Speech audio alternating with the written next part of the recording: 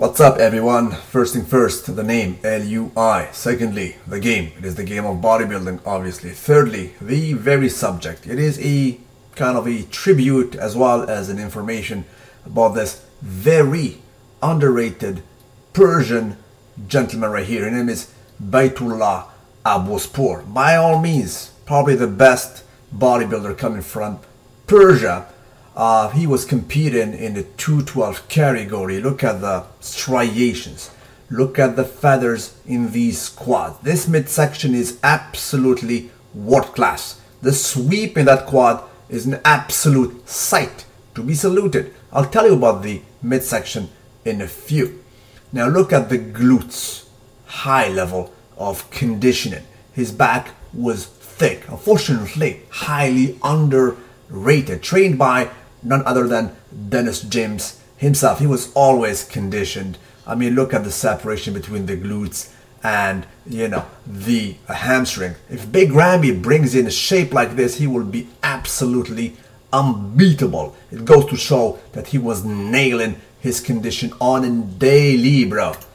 Look at him here next to the trainer, Charles Glass, the master blaster out there. Fortunately, this guy got sick, guys, and I'll tell you some news about him that are definitely not okay. This is a front crucifix pose, and I told you about his midsection. Dude is massive, yet able to do vacuum in 2015, brother. It goes to show it is an absolute sight to be seen. This is him right now, unfortunately. He got very sick. As far as I know, it was an immune deficiency that got him basically really bad, and unfortunately the gains were absolutely destroyed, annihilated. He lost all his gains. He was an absolute powerhouse. According, you can see him probably as well in his 40s, gray hair and everything. He was a masterpiece. He deserved actually higher place, and unfortunately I don't think he's an English speaker as far as I know, and that hinders the promotion and so on. If you're big next to Big Ramy, bro, you're big next to everybody, right? I mean, he is big next to Big Ramy, bro, and he has almost 100 pounds on him off season, man. Yet again, he looks massive. This dude was an absolute powerhouse. Look at the vacuum there, bro. This is him right now. He looked fatigued. Do I think he's gonna come back? To be honest with you guys, I don't know the answer, but I hope he will not come back. He's not getting any younger. As I said, you can say gray hair. And, it took a toll on his health. I'm not linking his condition to bodybuilding by no means. But then again, being that big, being that huge, with all that muscle is not healthy for nobody. For your heart, just to start with, without basically rippling down to the other effects. But that's what's up. He's to be saluted. I hope he'll be okay. I wish him a very speedy and full recovery. Look at him here. Major difference. He reminds me of this guy, though. This Egyptian powerhouse, Mustafa Mohammed.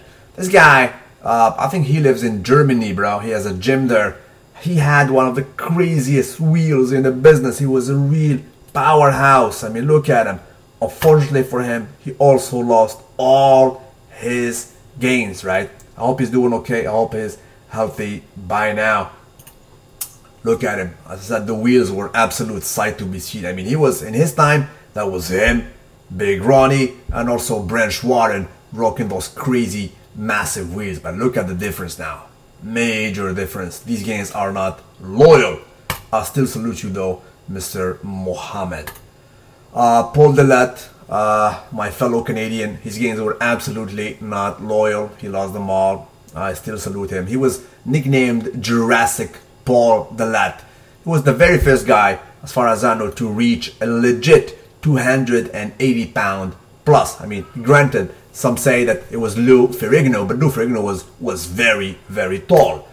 Tom Prince, as you guys remember, this guy also unfortunately lost all his gains. He had some sickness, as far as I remember, in his kidneys, and he is a kidney transplant survivor. The real deal, Chris Cormier is a trainer now. Can you say he lost his gains in a sense? Yes. I mean, the gains were not loyal. I mean, look at that. I mean, major difference. I don't know if it's on purpose. Probably, I hope it's on purpose. You know, you cannot keep all these gains forever. I mean, he's well in it, probably in his late 40s by now. And, you know, and he's doing well. He's a trainer. Look at him training somebody, and look at the peak of this dude right here. But I don't know this white kid, but your peak is an absolute sight to be saluted. This is a complete arm. Salute that. Another dude, actually, this is a present case. Actually, this is Victor Martinez. As far as I remember, when he came out of jail, he had some issues with immigration, so he went to jail for like 6 months. As far as I know, of course, the games will not be loyal in jail. He had several problems. This guy is just incredible. He lost his sister, several injuries in his body. Don't get it twisted though. But when he was on, tell you what, he was on, and he was debatably an uncrowned Mr. Olympia versus Jay Cutler, at least for 1 year. And as far as I remember, he's the only dude who has beaten Ronnie Coleman in a Mr. Olympia sub contest back in the I think it was the early 2000s. For like few years, they had a special contest where people are being judged, as far as I remember, by ex-Mr. Olympias like Larry Scott and, you know, Lee Haney and so on.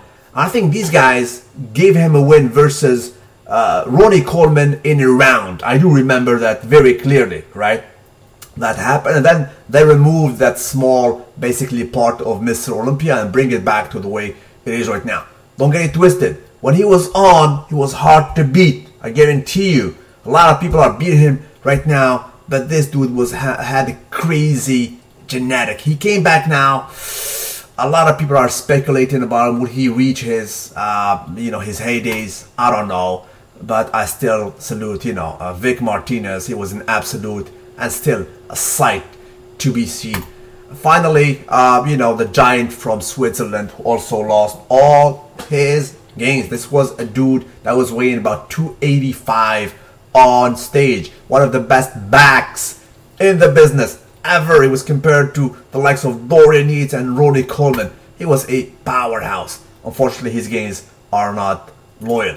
That's what's up. Salute you wherever you are. Don't forget to like the video and tell me what you guys think about it. Do you think that your gains will always be loyal, bruh?